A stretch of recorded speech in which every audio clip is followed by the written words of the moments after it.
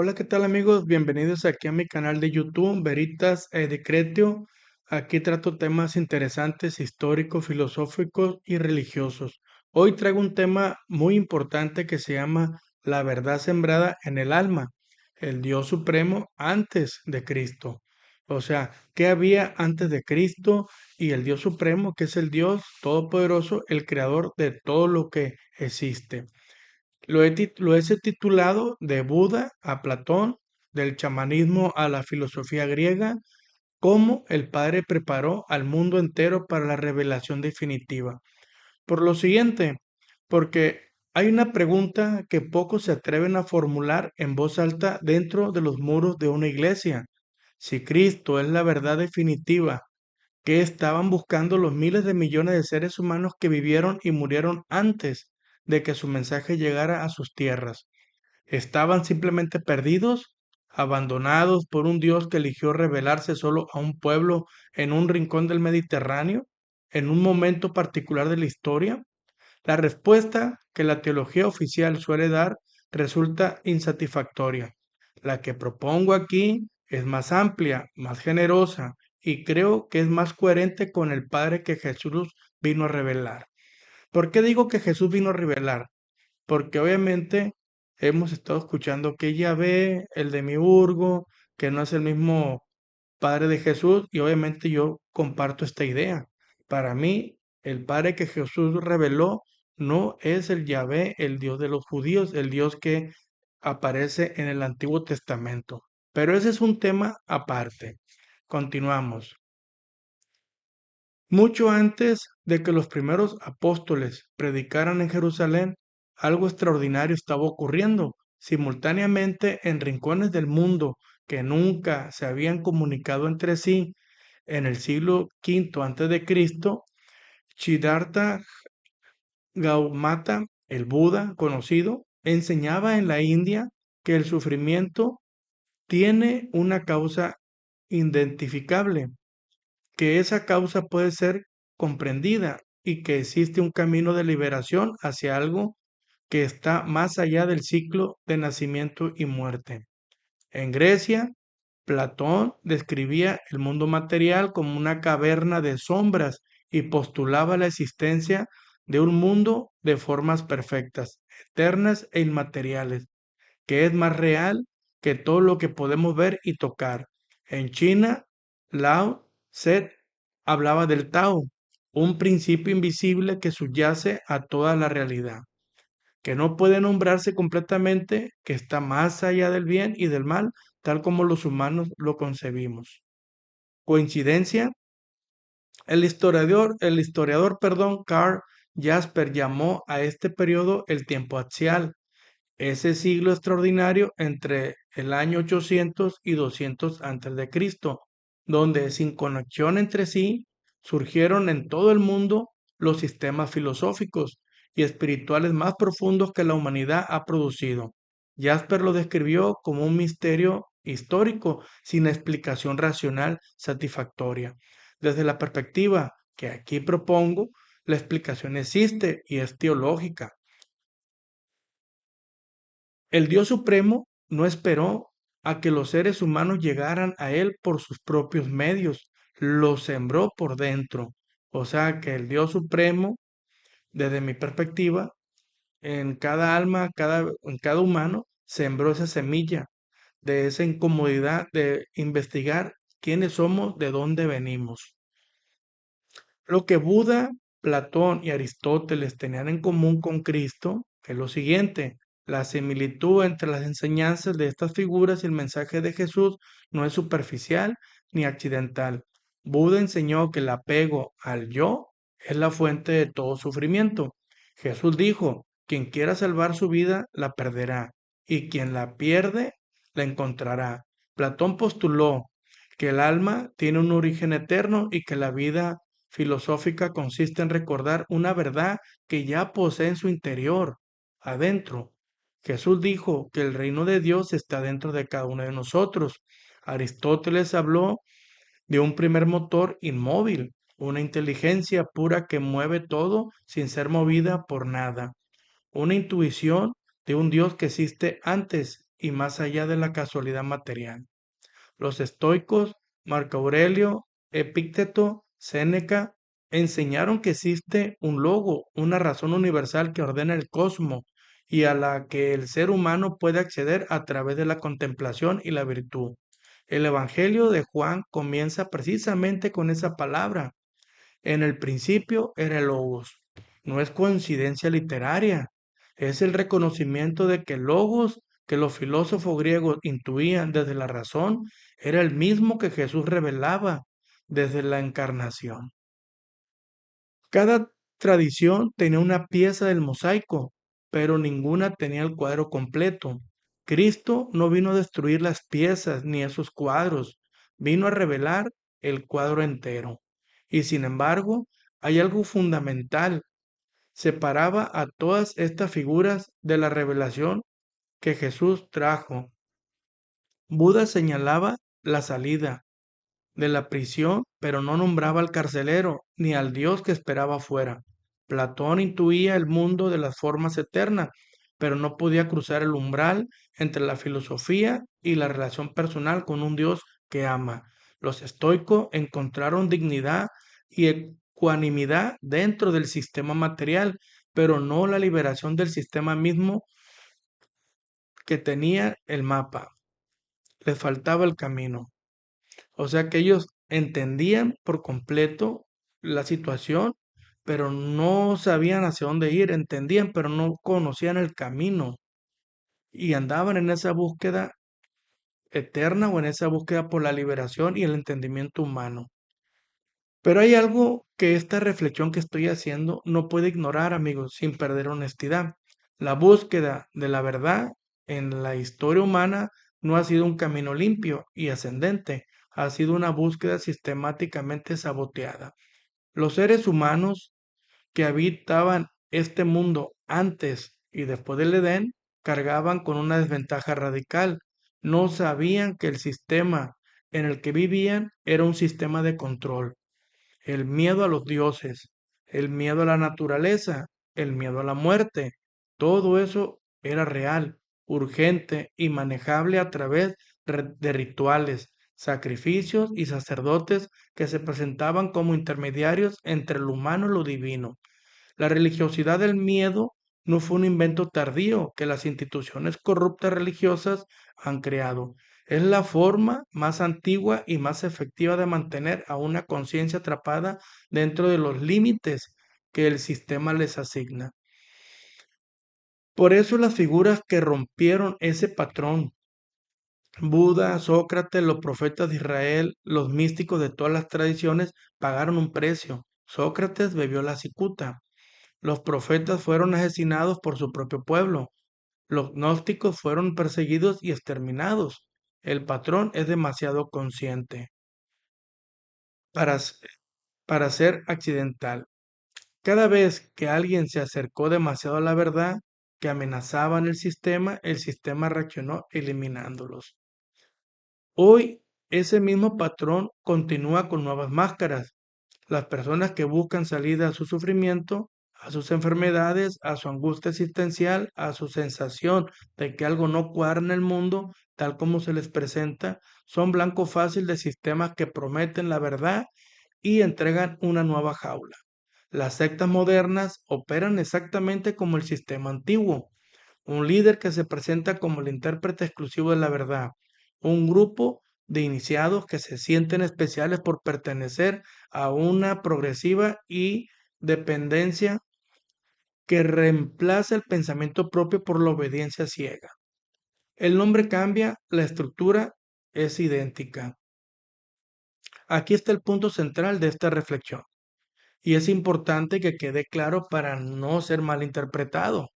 Afirmar que el Dios Supremo sembró verdad en Buda, en Platón, en los chamanes siberianos, en los sabios del Tao, no es relativismo moral ni espiritual. No es decir que todos los caminos son iguales ni que la figura de Cristo es una más entre muchas. Es exactamente todo lo contrario, aunque hay quienes por esa antigüedad atacan y dicen que había Cristos antes de Cristo y obviamente atacan a nuestro Señor Jesucristo diciendo que Él no fue el primero. Es decir, que todas esas semillas de verdad apuntaban hacia algo que ninguna de ellas podía cumplir por sí sola. Buda podía señalar la salida de la prisión, pero no tenía las llaves. Platón podía describir el mundo eterno, pero no podía cruzar el umbral. Los profetas podían anunciar al Padre, pero no podían revelarlo en carne. Era necesario algo que ninguna filosofía ni ninguna intuición mística podía ofrecer, que el Dios Supremo mismo bajara al territorio del enemigo, tomara forma material, viviera desde adentro la condición humana y desde ahí ejecutara el único movimiento que el sistema de control no tenía forma de contrarrestar. La muerte de Jesús no fue el fin del plan, fue el momento culminante de él. Lucifer, el sistema que usa la muerte como su arma máxima de control sobre el plano material, creyó que estaba ganando. No comprendió que estaba siendo usado. La resurrección fue el jaque mate que nadie en ese tablero había calculado. La demostración operativa en el plano físico de que la muerte no es el final que el sistema necesita que creamos que es. Cristo no vino a decirle a Buda que estaba equivocado, vino a completar lo que Buda intuyó. No vino a decirle a Platón que el mundo de las formas era una fantasía, vino a evitarlo y a traerlo a la historia. No vino a invalidar a los profetas de Israel, vino a hacer lo que ellos anunciaban sin saber del todo lo que anunciaban. Recoge todo, lo centra en sí mismo y lo convierte en un camino transitable para todos, no solo para los del linaje edénico, que son la población o la humanidad que descendía de Adán y Eva dentro de ese Edén, porque realmente hay otra humanidad fuera del Edén. No solo para los filósofos griegos, no solo para los iluminados de Oriente, para todos los adaptados, para todos los adoptados que alguna vez miraron el cielo y sintieron que había algo más que el sistema en el que vivían. Esta reflexión no es académica, obviamente, nació de una necesidad real que veo en personas reales que me rodean y quizá en quien lee estas líneas ahora mismo o escucha este video. Vivimos en un tiempo de multiplicación de ofertas espirituales. Cada semana surge un nuevo movimiento, un nuevo maestro, un nuevo sistema que promete la verdad infinita, la la sanación completa, la prosperidad garantizada, el acceso exclusivo a los secretos del universo, y la gente acude, porque el dolor es real, la búsqueda es genuina, y el hambre de sentido es una de las características más profundamente humanas que existen. El criterio que propongo para distinguir lo que libera de lo que te encadena con nuevos nombres es simple y viene del mismo Cristo. ¿Este camino te hace más libre o más dependiente? Son preguntas que te debes de hacer cuando ingresas o tratas de ingresar en una nueva secta, un movimiento, una corriente, un lobby, no sé. ¿Este camino te hace más libre o más dependiente? ¿Te abre hacia los demás con compasión o te encierra en un grupo de iniciados que miran con desdén a los de invita a crecer en autonomía interior o a obedecer más ciegamente a una autoridad humana? Habla de amor sin condiciones o de amor que se retira cuando no cumplen las reglas de esa secta. La verdad que el Dios Supremo sembró a través de los siglos en todas las culturas y tradiciones tiene estas características. Libera, no encadena, abre, no cierra, hace crecer y no depender. Y la revelación definitiva de esa verdad en Cristo no la contradice, la corona, la lleva a su máxima expresión en un acto que ninguna filosofía ni ninguna mística podían realizar: morir y resucitar para demostrar que el miedo a la muerte, la herramienta máxima del sistema de control de Yahvé o del demonio, no tiene la última palabra.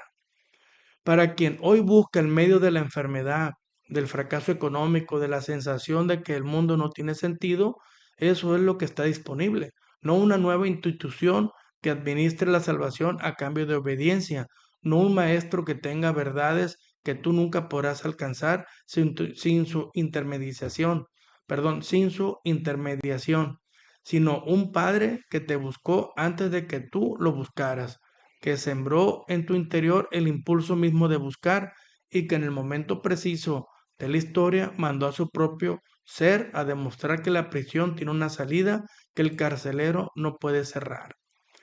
La semilla fue sembrada desde el principio en cada conciencia humana capaz de preguntarse, ¿hay algo más? La flor, la revelación completa llegó con Cristo y sigue disponible ahora, hoy, para quien quiera recibirla sin pasar por ninguna institución que cobre peaje por el cruce. Así que mis amigos, la intención de estos videos que voy a estar subiendo aquí en este canal es poco a poco ir, de mi punto de vista, demostrando que Jesucristo no vino a fundar ninguna religiones. Vino a fundar una iglesia en el idioma griego significaba klesia, que era comunidad.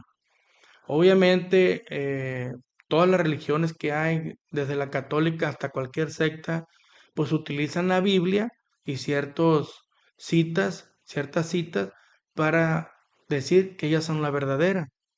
No importa cómo se llamen, pero todas dicen ser la verdadera y todas utilizan de la misma Biblia ciertas citas bíblicas, donde dice que el Mateo se dice tal cosa y así se la lleva. Pero realmente omiten cuando Jesucristo dijo que el reino de Dios estaba dentro de nosotros. La samaritana le preguntó, ¿dónde vamos a rezarle a Dios? ¿En el monte o en Jerusalén? Refiriéndose al templo. Y Cristo le dijo, llegará el día y la hora en que no se va a buscar ni a rezar aquí ni allá, sino en espíritu. Y cuando los apóstoles le preguntaron dónde le voy a rezar al Padre, le dijo, enciérrate en tu cuarto, cierra la puerta y reza al Padre en secreto, que Él en público te va a recompensar.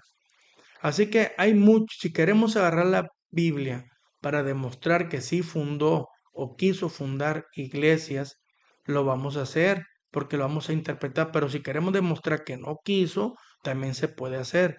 La Iglesia Católica obviamente dice, Pedro, sobre esta piedra edificaré mi iglesia, o sobre ti edificaré mi iglesia. Obviamente es como dicen, que va a edificar su iglesia, pero ¿qué es una iglesia? Una iglesia es una comunidad, no templo. De lo contrario hubiera dicho templo. No recuerdo qué palabra griega o en arameo significara templo, pero nunca dijo, Pedro, sobre ti voy a construir un templo. Porque fíjense bien amigos, antes de finalizar este video, resulta que si Cristo hubiera querido fundar, como le llaman, religiones o religión o un templo donde vaya y se administre la fe y se cobre por ella, no hubiera vaticinado lo que es la destrucción del templo de Salomón y tampoco hubiera ido a predicar a los humildes, a los pastores, al pescador, o sea, a la gente humilde. Hubiera empezado directamente desde las sinagogas o en los templos. Hubiera ido con los fariseos, con los escribas o con los doctores de la ley, pero no. Él llegó, se presentó y se presentó a todos. ¿Y con quién tuvo conflictos? Obviamente con la élite, con los levitas, que son los sacerdotes que eran del templo de Salomón. Entonces, es cuestión de ponerse a pensar y realmente a reexaminar y a ver que posiblemente nos han engañado durante 2000 años. A lo mejor no es que hubiera habido un templo, porque si vemos las características de las religiones, igual a templos actuales, con las características que Cristo vino a derogar, a tumbar lo que es todo ese sistema de control sacerdotal de los escribas y fariseos hipócritas que le llamó, pues se van a dar cuenta que son igualitos. Prácticamente se transformó el templo de Salomón, prácticamente ahora son todas las religiones del mundo, donde hay un líder, donde hay un culto, alguien que te dice que esto es verdad, y si no compartes su idea o te expresas contrario, pues eres excomulgado, eres un hereje y obviamente pues apartado de ellos, ¿verdad? Entonces, y al mismo tiempo pues te cobran. O sea, tendríamos que analizar bien. Sé que a muchos les va a sonar fuerte, algunos dirán, no conoce, estás mal, pero señores, los invito a pensar y a reflexionar, a leer. Voy a seguir subiendo videos, cualquier comentario que escriban aquí en el canal, y si tengo la respuesta voy a poder contestarles. Si hay insultos los voy a borrar, porque no se trata de eso. Se trata de realmente de compartir una idea que tengo a raíz de la lectura y las reflexiones que he hecho a través de estos años.